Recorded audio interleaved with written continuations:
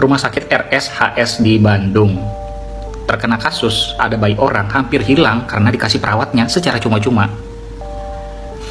Kemudian gelangnya hilang, gelang anak nih hilang. Kemudian yang bawa adalah sepasang suami istri pakai masker. Kalian gak ada yang curiga itu penjualan bayi? Gak mungkin dong, itu karena ibu gak ada ya sudah saya kasih aja ke orang lain. Masa sih? Itu termasuk kategori penculikan, itu tindak kejahatan. Makanya keluarga pasien lapor polisi, kemudian menyeret manajemen dari rumah sakit yang bersangkutan. Di mana tanggung jawabnya? Di mana SOP-nya? Apakah mungkin perawatnya menjual bayi orang? Kita nggak ada yang tahu. Tapi kalau ngeliat dari arah-arahnya, kita tuh wajib menduga, wajib curiga anak itu dijual.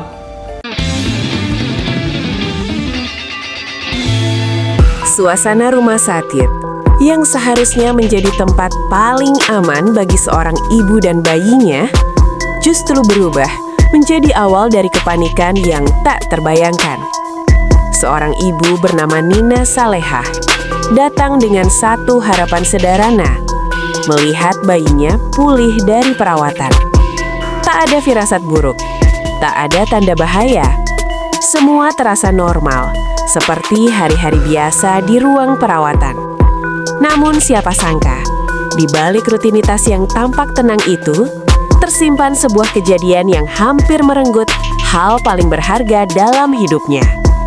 Sebuah insiden yang membuat seorang ibu hampir kehilangan bayinya sendiri. Suasana berubah dalam hitungan detik.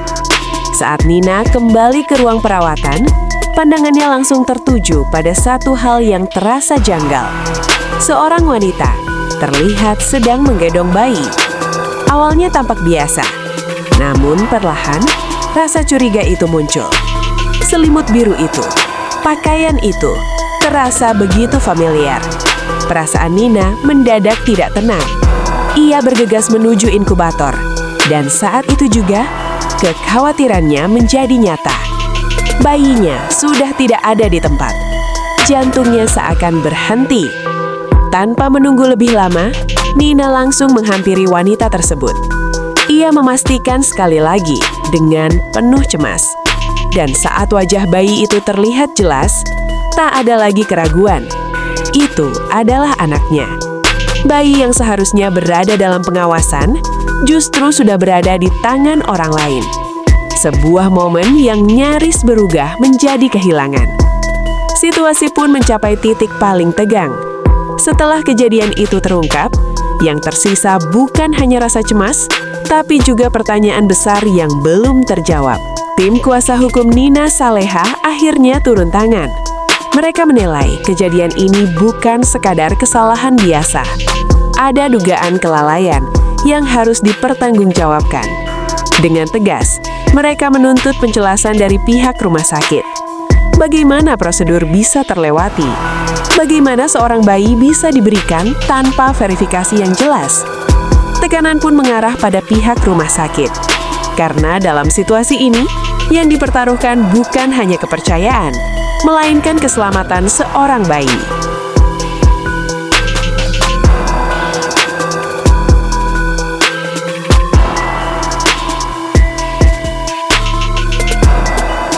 Menanggapi kasus yang lagi rame di TikTok, itu yang bayi hampir patuker-tuker itu di sebuah rumah sakit di Bandung.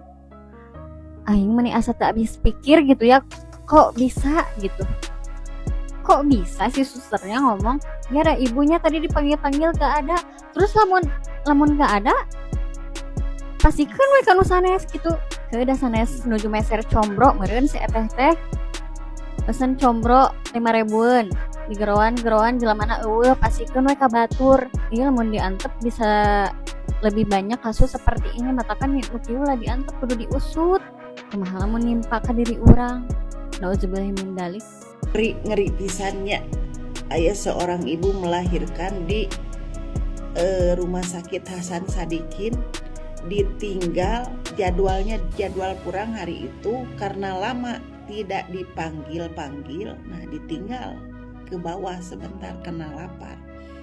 Tapi feeling seorang ibu pas ke atas anaknya udah dikasih sama orang lain. Bapak Dedi Bapak Gubernur. Ini mah udah tidak bisa dibiarkan lagi. Saya sebagai seorang ibu, Bapak Dedi, merasakan ini mah udah kasus besar, udah tidak bisa dibiarkan ada pegawai kayak begitu. Anu istilah nama ngababarikeun pisan nuker mikeun budak kasaha wae. Ampun. Perawat guys 20 tahun, maknya apa masih bisa ngelakukan keteledoran kos gitu. Keteledoran maknya teuing, gelangna nepi ka digunting. Pan pas diusut deui teh si orang tuana can sanggup mayaran biaya perobat dinya. Urang mah saya yakin eta perawat. Menurut keyakinan urang, eta perawat mikirna ai mah moal ditubus jigana mah orok teh geus ku urang dibikeun we ka orang tua lain anu butuh orok. Mikir ya bu perawat, bu suster, bu naon we lah nya sebutanna. Eta amun nimpa ka keluarga ibu, anggaplah anak ibu teh bisa mayaran biaya rumah sakit incu ibu anu keur di rumah sakit. Ibu rela emang incu ibu dibikin ka batur. Kan teu mikir. Kumaha sih logikana teh? Amun teu berpengalaman mah karak 10 bulan, ini 2 tahun lain waktu nu sakieu loh. Kalian pasti setuju sama aku, yang namanya seorang ibu itu nggak mau anaknya kenapa-napa. Sesederhana ada bekas gigitan nyamuk di kulitnya aja. Keselnya luar biasa. Kalau ketahuan lagi gigit itu langsung diambil, langsung digeprek tuh nyamuk. Apalagi ini. Tadi baru aja muncul di berandaku, ada ibu-ibu yang speak up kalau dia tuh ngalamin kejadian yang gak menyenangkan di salah satu rumah sakit rujukan terbaik di Jawa Barat. Ini rumah sakit besar di Jawa Barat, kok bisa teledor? Jadi ibu ini tuh habis lahiran ya, anaknya sehat, ibunya sehat dan udah boleh pulang. Tapi ibunya tuh lapar, dia turun ke bawah. Cuman dia dapat feeling ya, mungkin ini dari Allah, bisikan dari Allah, suruh balik lagi ke atas ya, buat nemuin anaknya. Dan kalian tahu apa? Anaknya udah digendong sama orang lain. Coba. Dan gongnya yang menggendongnya adalah ibu-ibu yang sama lahiran juga di rumah sakit itu. Cuman anaknya ibu ini itu ada gangguan kesehatan yang menyebabkan belum boleh pulang, jadi harus dirawat. Ibunya kaget, kenapa digendong sama perempuan itu, udah mau dibawa pergi loh. Akhirnya minta kejelasan sama susternya, dan susternya bilang apa? Oh ya ibu, tadi saya udah manggil ibu, maaf ya ibu, tapi ibu nggak nyaut. Akhirnya ya udah apa? Kan jawabannya nggak logis ya, kikuk. Mau jawab apa nih, udah buntu gitu karena ketangkep basah. Bukan suzon, bisa aja kejadian ini juga terjadi di rumah sakit lain, atau pernah terjadi juga tapi nggak ketahuan di rumah sakit ini dengan suster ini atau oknum-oknum yang lain, nggak tahu. Aku kira putri yang ditukar itu cuma ada di sinetron, ternyata di dunia nyata juga ada, dan ini di rumah sakit besar. Jangan sampai kejadian ini mencoreng nama suster yang lain yang jujur, yang baik. Tolong teman-teman bantu viralin, meskipun aku nggak tahu ibunya megang bukti atau enggak, anaknya mau diambil sama orang lain. Tapi aku ngeliat dia cerita itu dengan penuh kemarahan, dengan penuh kekecewaan, dan sampai dia berani untuk speak up dan memviralkan karena berharap kedengeran sama Bapak Gubernur. Itu kayaknya bukan perkara main-main. Ibu yang baru lahiran boro-boro kan mau bikin masalah, logikanya kayak gitu. Nah, mudah-mudahan ini cepat tertangani, cepat sampai ke Bapak Gubernur Deddy Mulyadi supaya bisa diusut, supaya tidak terjadi lagi hal-hal seperti ini ya. Nauzubillah min zalik. Nih, kasus ini lagi rame nih, di mana seorang ibu yang baru melahirkan hampir saja kehilangan bayinya karena kelalaian dari oknum perawat dan satpam di rumah sakit tersebut, di rumah sakit Hasan Sadikin. Waduh, nah ini nih ya, gimana coba nih kayak begini sampai seorang perawat itu lalai seperti begitu? Ya kan harusnya nggak seperti begitu dong, harusnya lebih ketat lagi. Ini mengenai seorang bayi manusia, bukan bayi kodok, bukan bayi bancet, bukan bayi apa gitu loh, atau bukan bayi dinosaurus yang begitu lahir tidak perlu diperhatikan baik-baik.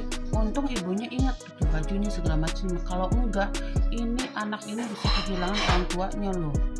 Terus apa yang bikin aku greget ini ya, ibu ini sudah teriak begitu, perawatnya cuma bilang begitu, ya maaf soalnya saya tadi dipanggil lama. Kok dipanggil-panggil lama terus dikasihkan sembarangan begitu aja, gimana sih ini? Ininya tuh perawatnya kadang-kadang memang perawat ini suka rada-rada sih. Nah, kalau udah kayak gini bagaimana coba? Menurut kalian bagaimana nih? Kalau sudah mendapatkan kasus seperti begini, wajib dituntut nggak tuh? Wajib kalau aku bilang.